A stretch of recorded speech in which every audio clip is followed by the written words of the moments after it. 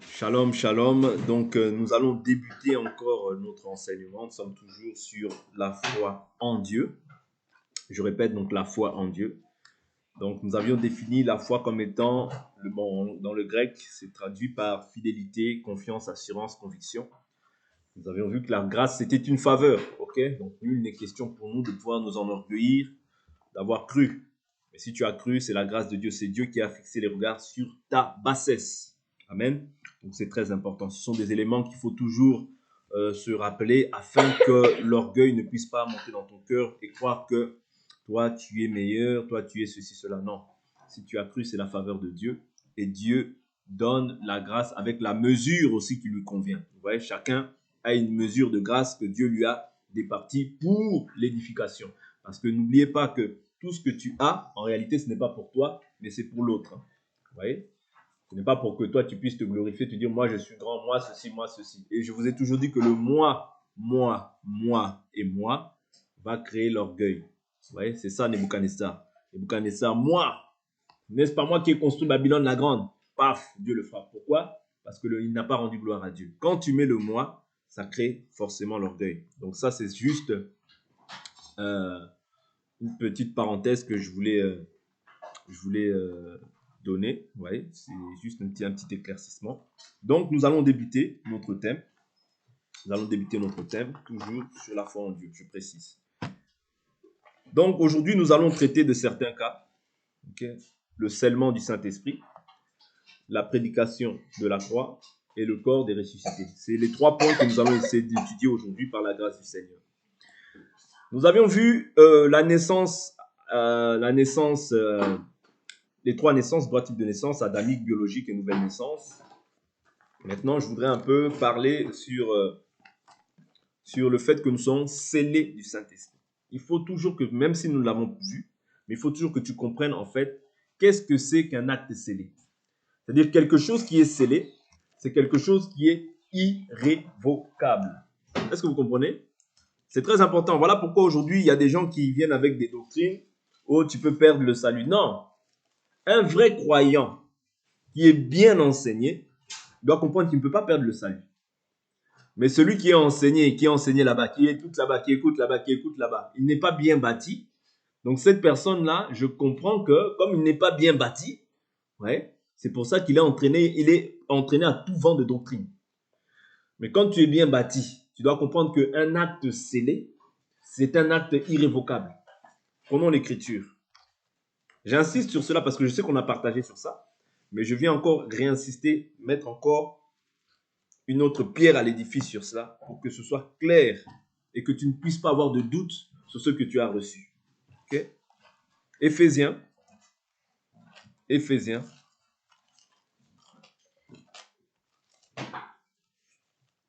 chapitre 1. Mais on va parler de tous les aspects aussi du scellement, hein, parce que je peux être scellé du Saint-Esprit, oui, c'est un fait, mais on va parler aussi de ce qui doit maintenant accompagner aussi le fait que tu es scellé. Ce n'est pas parce que tu es scellé maintenant que tu peux commencer à vivre comme tu veux. Non. Ok? Donc, prenons Éphésiens chapitre 1 dans un premier temps. Je prends à partir du verset Éphésiens 1. Je prends à partir du verset 13. En lui, vous aussi, après avoir entendu la parole de la vérité, okay, l'évangile de votre salut. Okay, l'évangile de votre salut. C'est-à-dire l'évangile que tu entends, c'est le salut pour toi. Vous comprenez? En lui, vous avez cru et vous avez été scellés du Saint-Esprit qui avait été promis et qui constitue le gage de notre héritage. Oui. Le fait que tu aies cru, c'est tout un héritage qui était promis. Oui. Parce que l'Écriture déclarait que Dieu devrait aussi justifier les païens par la foi. Okay? Lorsqu'on voit dans Jérémie 31, dans 31, il nous dit dans cette nouvelle alliance, nul n'enseignera ce prochain, tous seront enseignés de Dieu, du plus petit jusqu'au plus grand. Mais néanmoins, dans le livre de Ézéchiel, il vient nous dire quoi? C'est très important de comprendre ces aspects-là. Je prends Ézéchiel, je n'avais pas prévu de le prendre, mais je prends quand même Ézéchiel. Ézéchiel, je crois que c'est chapitre 18, je crois, si je ne m'abuse. Ézéchiel, non, c'est pas 18.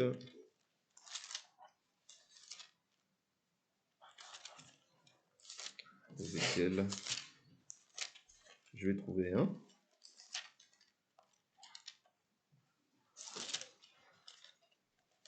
Ézéchiel 36, je crois. Ouais, 36. 36, Ézéchiel 36. Ézéchiel 36. Verset 23. Je sanctifierai mon grand nom qui a été profané parmi les nations. Ce nom que vous avez profané au milieu d'elles. Et les nations reconnaîtront que je suis l'Éternel. Ouais. Les nations reconnaîtront que je suis l'Éternel. Reconnaîtront que je suis l'Éternel, oracle du Seigneur l'Éternel, quand je serai sanctifié par vous sous leurs yeux. Je vous retirerai d'entre les nations, je vous rassemblerai de tous les pays et je vous ramènerai sur votre territoire. Je ferai sur vous l'aspersion d'une eau pure et vous serez purifiés et je vous purifierai de toutes vos souillures et de toutes vos idoles. Je vous donnerai un cœur nouveau et je mettrai en vous un esprit nouveau. J'ôterai de la chair le cœur de pierre et je vous donnerai un cœur de chair. Je mettrai mon esprit en vous et je ferai que vous suiviez mes prescriptions et que vous observiez et pratiquiez mes ordonnances. Vous habiterez le pays que j'ai donné à vos pères, vous serez mon peuple et je serai votre Dieu. Ézéchiel chapitre 11. Ézéchiel chapitre 11.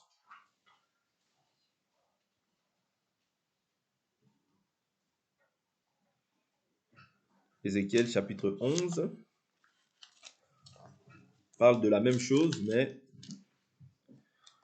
Ézéchiel 11, je prends le verset 17. C'est pourquoi tu diras, ainsi parle le Seigneur, l'Éternel. Je vous rassemblerai du milieu des peuples, je vous recueillerai des pays où vous êtes disséminés, et je vous donnerai le territoire d'Israël. C'est là qu'ils viendront, et ils en ôteront toutes les abominations et toutes les horreurs. Je leur donnerai un même cœur, et je mettrai en vous un esprit nouveau. J'ôterai de leur chair le cœur de pierre, et je leur donnerai un cœur de chair, afin qu'ils suivent mes prescriptions, et qu'ils observent et pratiquent mes ordonnances. Ils seront mon peuple, et je serai leur Dieu.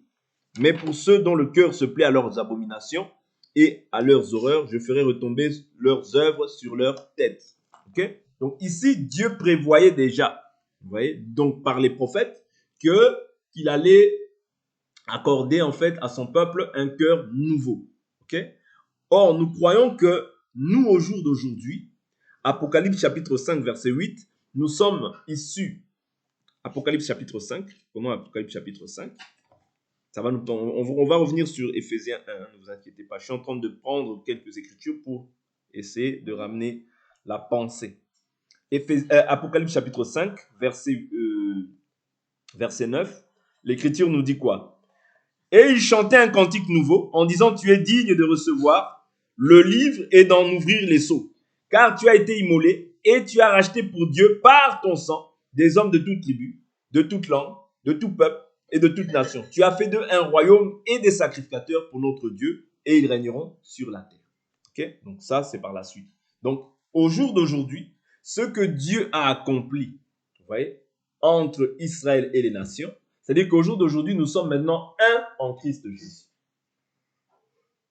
C'est-à-dire que Dieu maintenant ne fait plus de distinction entre l'Israélite selon la chair et les nations d'église que nous sommes.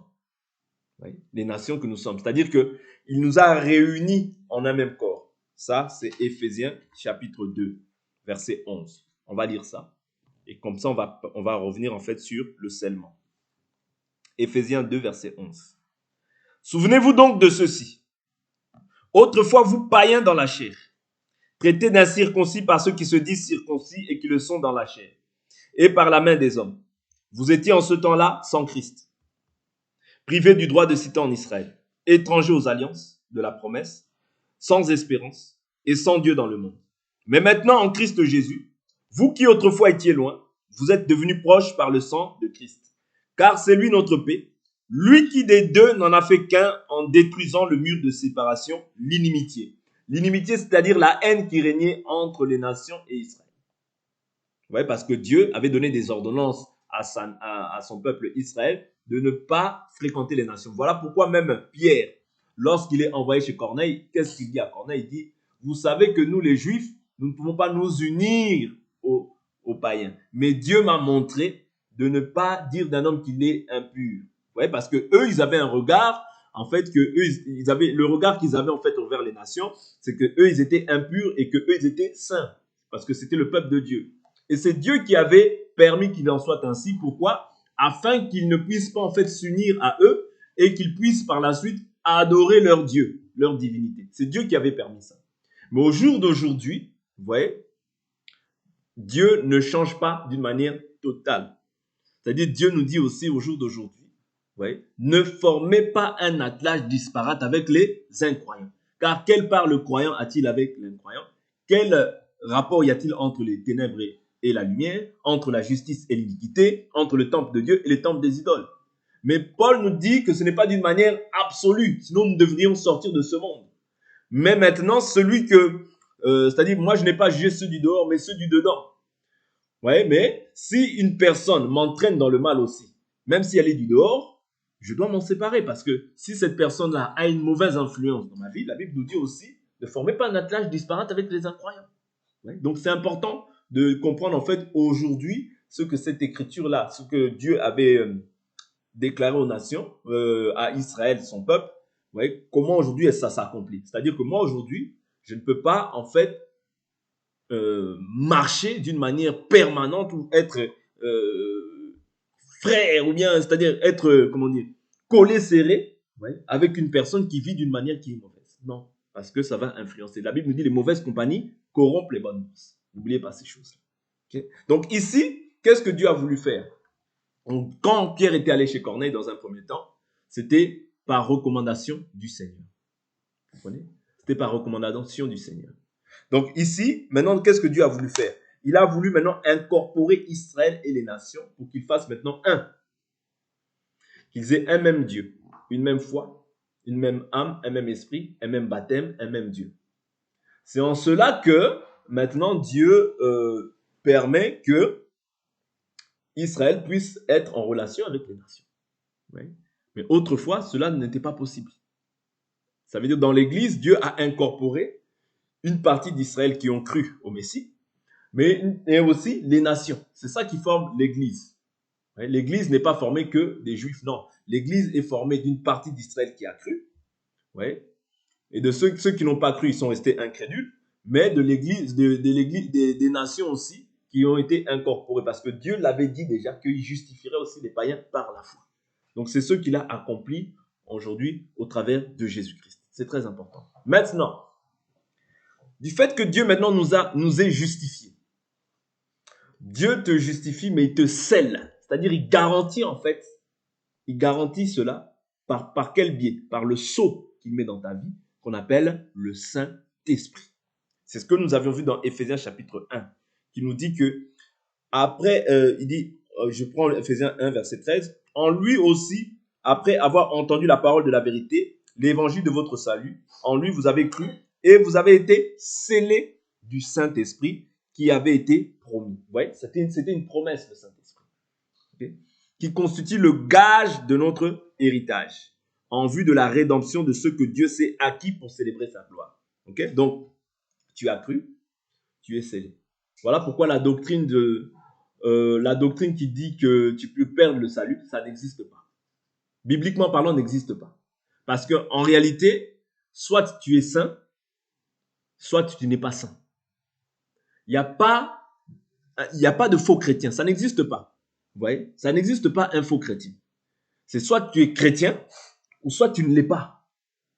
Un faux chrétien, ça n'existe pas. Ce qui peut, c'est-à-dire la Bible nous dit ne marchez pas par la chair. C'est ça la différence. Les gens, ils confondent le fait d'avoir manifesté peut-être une œuvre dans la chair, ou d'avoir péché, ouais, ce qui peut arriver, mais ce qui ne doit pas être une vie. Est-ce que vous comprenez un peu la nuance? Ouais. Mais la Bible, voilà pourquoi la Bible nous dit un enfant de Dieu ne pêche pas. Il ne peut pécher car la semence de Dieu habite en lui. Vous comprenez? Mais s'il arrive maintenant que tu as péché, La Bible nous dit, vous avez un avocat auprès du Père. C'est différent de voir un faux chrétien, c'est-à-dire que même ce terme-là n'existe pas. Vous voyez? C'est différent. Bon, c'est les gens hein, dans le langage courant. Maintenant, on dit un faux chrétien, un vrai chrétien. Non. Dans la Bible, on nous parle simplement des enfants de Dieu. Vous voyez? Un enfant de Dieu ne pêche pas. Je prends l'écriture. Parce que cette doctrine-là, les gens en ont peur. C'est-à-dire, ils ne savent plus, oh, est-ce que je suis sauvé? Est-ce que le salut peut se perdre? Le salut ne peut pas se perdre. Si tu es véritablement un enfant de Dieu. Parce que si tu es un enfant de Dieu, toi, tu en as fini avec le péché. Parce que la Bible nous dit quoi? Car celui qui est mort est quitte du péché. Vous comprenez? Un mort, il est mort. C'est-à-dire, il est mort à son ancienne vie, au péché, pour vivre maintenant en nouveauté de vie. Mais si tu vis, on comprend que tu n'étais pas chrétien. Est-ce que vous comprenez? On comprend que tu n'étais pas chrétien. Voilà pourquoi la Bible nous parle de faux frères. C'est différent. Vous voyez? La Bible nous parle de faux frères. Parmi nous, il y a des faux frères. Vous voyez? Parmi nous, il y a des faux frères. Est-ce que vous comprenez? Parce qu'un faux frère, c'est qui? Un faux frère, c'est quelqu'un qui ne vit pas la parole. Vous voyez? Un faux frère, c'est quelqu'un qui ne vit pas la parole. C'est quelqu'un qui garde l'apparence de la piété, mais qui renie ce qui en fait la force. Ouais. La Bible nous parle des faux frères. Est-ce que vous comprenez? La Bible nous parle des faux frères. C'est-à-dire, il y a des gens qui sont aussi qui s'introduisent maintenant dans la bergerie. Vous voyez? Il y a des gens qui s'introduisent dans la bergerie pour pouvoir maintenant attirer les gens après eux. Ça aussi, ce sont des faux frères. Ouais. Mais la Bible nous dit quoi? On les reconnaîtra par leurs fruits. C'est-à-dire, le fruit, c'est ça qui va témoigner en fait la nature que tu as reçue. Est-ce que tu es réellement scellé du Saint-Esprit? Mais si maintenant tu es un vrai frère, tu dois te repentir. Vous comprenez? C'est ça la différence entre les enfants de Dieu et les enfants du diable. Le diable, Judas, ne pouvait pas se repentir. Pierre, quand il a commis l'erreur, qu'est-ce qu'il a fait? Il s'est repenti. Vous comprenez? C'est simplement pour vous faire comprendre que l'attitude d'un frère, c'est la repentance. Il demande pardon. Pierre s'est repenti.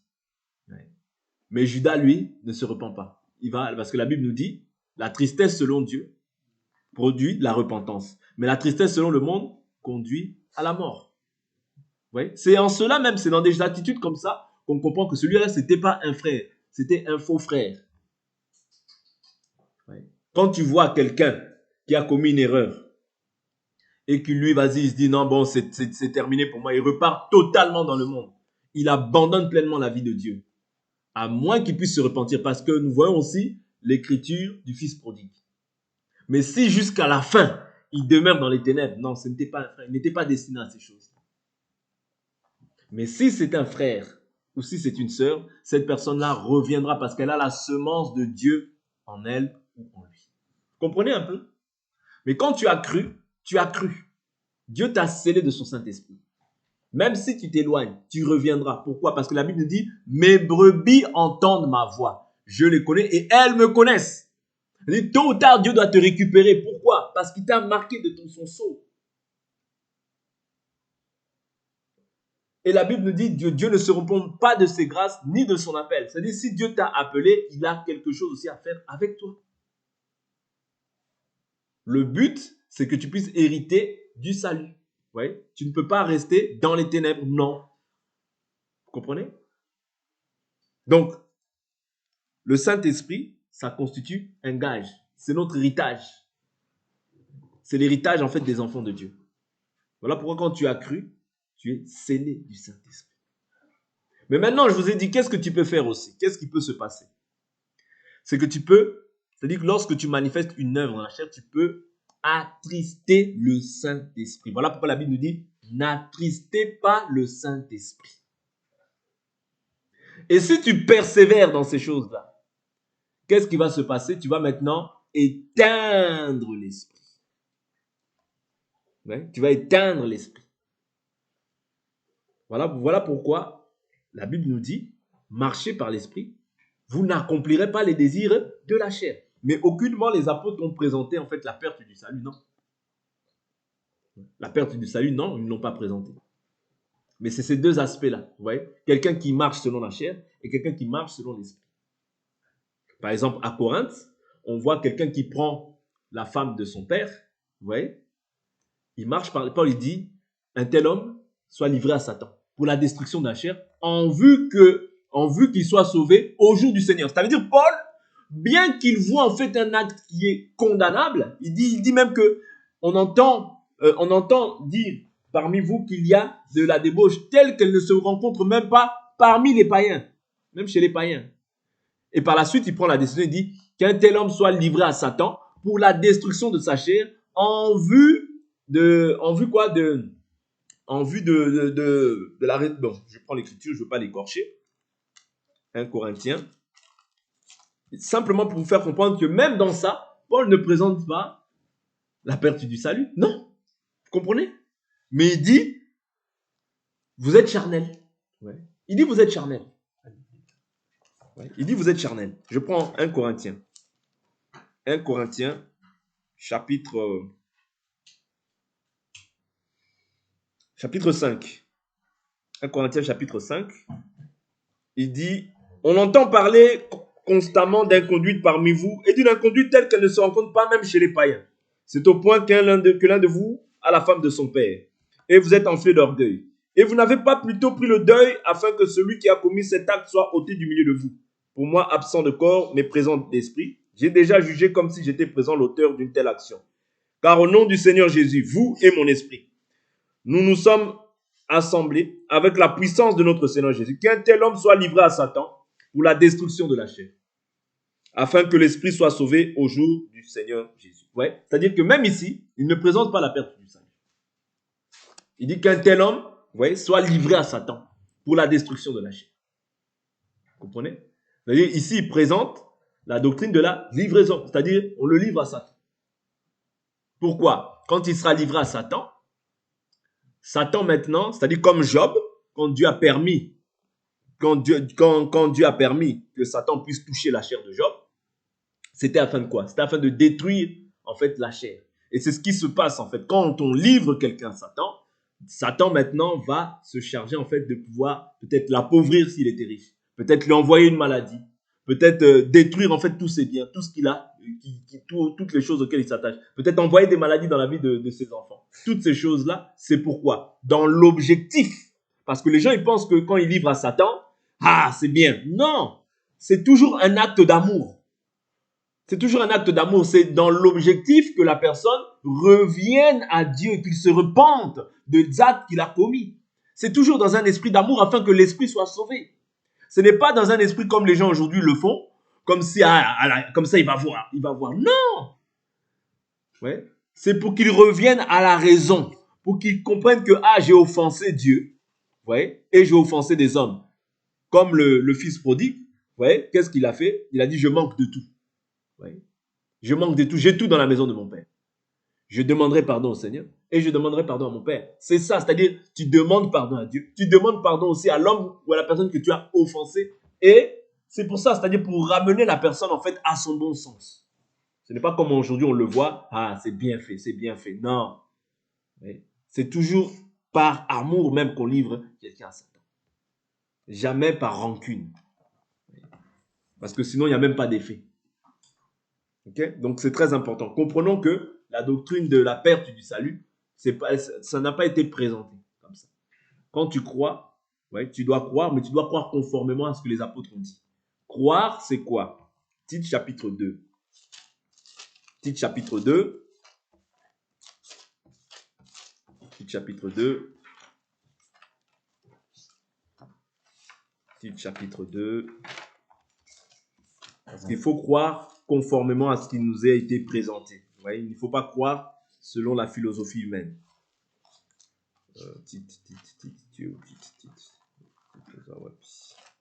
Voilà, Tite, chapitre 2, verset 11. L'Écriture nous dit, la grâce de Dieu, source de salut pour tous les hommes, a été manifestée. Elle nous enseigne à renoncer comment? À l'impiété, au désir de ce monde et à vivre dans le siècle présent d'une manière sensée, juste et pieuse. Ouais. En attendant la bienheureuse espérance et la manifestation de la gloire de notre grand Dieu et Sauveur, le Christ Jésus. C'est-à-dire que quand je crois, l'enseignement du Saint-Esprit, c'est quoi? C'est de vivre d'une manière sensée, juste et pieuse. Oui. Et de ne pas avoir une conduite impie, une conduite de pécheur, mais plutôt avoir une conduite sainte qui glorifie Dieu. C'est ça. C'est-à-dire que tu ne peux pas prétendre que tu as cru et vivre dans l'impiété. Je n'ai pas dit manifester une œuvre dans la chair. Ça peut arriver parce que la Bible nous dit nous bronchons tous d'une manière ou d'une autre. Si quelqu'un ne bronche pas, c'est un homme parfait. Vous comprenez? Il y a une différence. Il peut arriver que tu manifestes une œuvre dans la chair, mais tu te repens. Parce que la Bible nous dit, si nous disons que nous n'avons pas de péché, nous nous séduisons nous-mêmes, la vérité n'est pas en nous. Mais si nous confessons nos péchés, il est fidèle et juste pour nous les pardonner. C'est ça la doctrine qui nous a été présentée. Mais cela, je n'en fais pas une vie. Pourquoi? Je prends encore une autre écriture. Parce que ça aussi, tout ce qu'on parle là, tout ce dont on parle, c'est la foi en Dieu. C'est la foi en Dieu. Ne te dis pas simplement que la foi, c'est une ferme assurance des choses qu'on espère. Oui, ça l'est aussi. Mais il faut comprendre, comme je vous ai dit, le soubassement sur lequel tu es établi. C'est-à-dire, c'est un ensemble. 1 Jean, chapitre 1, verset 5. Voici le message que nous avons entendu de lui et que nous vous annonçons. Dieu est lumière. Ouais. Et il n'y a pas en lui de ténèbres. Ah, vous voyez, la Bible nous dit aussi quoi? Tel il est lui, tel nous sommes nous, n'est-ce pas? Il n'y a pas en lui de ténèbres. Donc nous aussi, étant des enfants de Dieu, il ne doit pas avoir en nous de ténèbres. C'est très important. Verset 6. Si nous disons que nous sommes en communion avec lui. Ouais, parce qu'il y a beaucoup de gens, je suis en communion avec le Seigneur, je suis chrétien, je suis chrétien. Donc si tu dis que tu es en communion avec lui, déjà toi tu dois être lumière. Si tu n'es pas lumière, tu ne peux pas être en communion avec lui. Mais si tu deviens maintenant lumière et que tu comprends que tu as été scellé du Saint-Esprit, c'est afin qu'il n'y ait plus de ténèbres en toi. C'est ça l'enseignement que les apôtres nous présentent. Il dit, et que nous marchions, si nous disons que nous sommes en communion avec lui, et que nous marchions dans les ténèbres, nous mentons. Et nous ne pratiquons pas la vérité. Mais si nous marchons dans la lumière, comme il est lui-même dans la lumière, nous sommes en communion les uns avec les autres, et le sang de Jésus, son Fils, nous purifie de tout péché. Oh, comment est-ce que je suis dans la lumière, mais qu'on nous parle encore du sang de Jésus qui nous purifie de tout péché? Ah, c'est que je comprends que tant que je suis dans cette chair, je suis éloigné du Seigneur. Mais néanmoins, le fait que je sois éloigné du Seigneur ne m'empêche pas de traiter durement ma chair afin de ne pas vivre dans les ténèbres. C'est ça la différence. Je ne peux pas marcher. Quelqu'un qui marche, c'est quelqu'un qui se plaît dans ces choses-là. Vous voyez? Parce que là, on nous parle de marcher. On ne nous parle pas de trébucher. S'il arrivait que toi, tu trébuches, tu te repens, tu avances. Mais tu n'avances pas en fait dans cette marche-là. Tu avances conformément à la volonté de Dieu, c'est-à-dire dans la lumière. Ouais. Donc ici, on doit comprendre en fait ce que les apôtres nous ont présenté pour ne pas aller au-delà de ce qui est écrit. Parce que beaucoup vont te dire, la Bible nous dit, celui qui persévérera jusqu'à la fin. Oui, nous devons persévérer jusqu'à la fin. C'est un fait. Mais tu as été scellé. C'est pour ça que je dis que ça n'existe pas un faux chrétien. Ça n'existe pas. La Bible nous parle de faux frères. Un faux frère, il a la nature du faux frère. Tôt ou tard, il va manifester en fait ce qui est en lui. Parce que n'oublions pas, dans le champ, il y a le blé, mais il y a aussi l'ivraie. Vous voyez? La Bible nous parle du blé et de l'ivraie. Des fils du royaume et des fils du malin. Vous voyez? Mais l'ivraie doit manifester sa nature. Le blé aussi doit finir par manifester sa nature. Mais dans la marche, il y a aussi des étapes. La Bible nous parle de jeunes enfants, de petits enfants, de maîtres, de pères. Vous voyez? Toutes ces choses-là, ce sont des étapes. La Bible dit, l'héritier, tant qu'il est un enfant, ne diffère en rien d'un esclave, quoi qu'il soit maître de tout. C'est-à-dire, quand tu es un enfant, tu es semblable à un esclave. Mais tu as été scellé. Ouais, parce qu'il dit, tu es maître de tout. C'est-à-dire, tu as été scellé du Saint-Esprit. Pour autant. Mais comme tu es encore un enfant, tu as besoin encore qu'on t'allaite, pour que tu puisses croître et pour que les os deviennent solides. Vous comprenez? C'est ça la doctrine que les apôtres nous ont présentée sur la foi en Dieu. Mais la perte du salut, la Bible ne nous en a pas parlé. Mais la Bible nous parle de naufrage dans la foi. Ouais, naufrage dans la foi. Mais en réalité, même ceux qui font naufrage dans la foi, la Bible nous dit, ils étaient du milieu de nous, ils étaient parmi nous, mais ils n'étaient pas des nôtres. Parce que s'ils avaient été des nôtres, ils auront demeuré avec nous. Voilà pourquoi la Bible nous dit, ne jugez pas avant le temps. Parce que c'est Dieu qui va faire paraître tout à la lumière. Dans le champ dans lequel nous sommes, il y a le fils du royaume et il y a les fils du malin. Le blé est livré. C'est très important de comprendre ça. C'est-à-dire, on parle de naufrage dans la foi. Ça existe, le naufrage dans la foi. Des gens qui font naufrage, qui n'ont pas gardé, en fait, la doctrine telle qu'elle nous a été transmise. Quand on nous parle de Hyménée et de Philette, qui enseignaient, en fait, d'autres doctrines. Oui. Quand ils enseignent d'autres doctrines, c'est la perte c'est-à-dire, ils entraînent des hérésies de perdition. Ils retranchent, ou bien ils ajoutent quelque chose. Le salut n'est plus dans ces choses. D'où il est très important de comprendre que, oui, dans un certain aspect, on peut parler des faux frères, des frères qui ont fait naufrage dans la foi. Ouais. Mais la perte du salut telle quelle, on n'en parle pas dans la bibliquement parle. Parce qu'il y a des gens qui sont prédestinés au salut, mais il y a des gens aussi qui sont prédestinés à la chute. Mais celui qui est prédestiné à la chute, c'est simplement qu'il n'était pas de Dieu. Ils étaient parmi nous, mais ils n'étaient pas des nôtres. Parce que quand tu es des nôtres, tu demeures dans la doctrine. Ouais. Quand tu es des nôtres, tu demeures dans la parole. Tu ne demeures pas en fait dans les hérésies de perdition. Si vous comprenez, c'est très important. C'est ça que la Bible nous présente. C'est-à-dire que quand même un frère manifeste une œuvre dans la chair, il pêche, nous devons appliquer la parole telle qu'elle a été transmise. Si ton frère a péché, va reprendre-le d'abord seul à seul. S'il n'écoute pas, tu appelles un autre frère. Mais aujourd'hui, cette chose-là n'est pas faite. Tu vas voir les gens directement. Oh, je te considère comme un païen. Non. Tu n'as rien, tu ne comprends pas, tu ne comprends ni l'écriture ni la puissance de Dieu. Parce que si ton frère a péché, va d'abord le reprendre seul à seul. S'il ne t'écoute pas, va, prends un deuxième frère, ramène-le. Frère, on le conscientise. S'il n'écoute pas, dis-le à l'église. Que l'église puisse le conscientiser. S'il n'écoute pas, considère-le comme un païen. C'est-à-dire, je peux le voir là, mais dans la considération que j'ai de lui, c'est un païen. Mais tu vas voir aujourd'hui les gens, il le reprend, c'est fini, c'est un païen. Non! Tu n'appliques pas l'écriture comme il se doit. Vous comprenez? Ça veut dire le fait que mon frère ait manifesté, ma soeur ait manifesté une œuvre dans la chair, cela ne veut pas dire que toi aussi tu es parfait. Non. Toi aussi, je peux voir une faiblesse en toi. Ouais.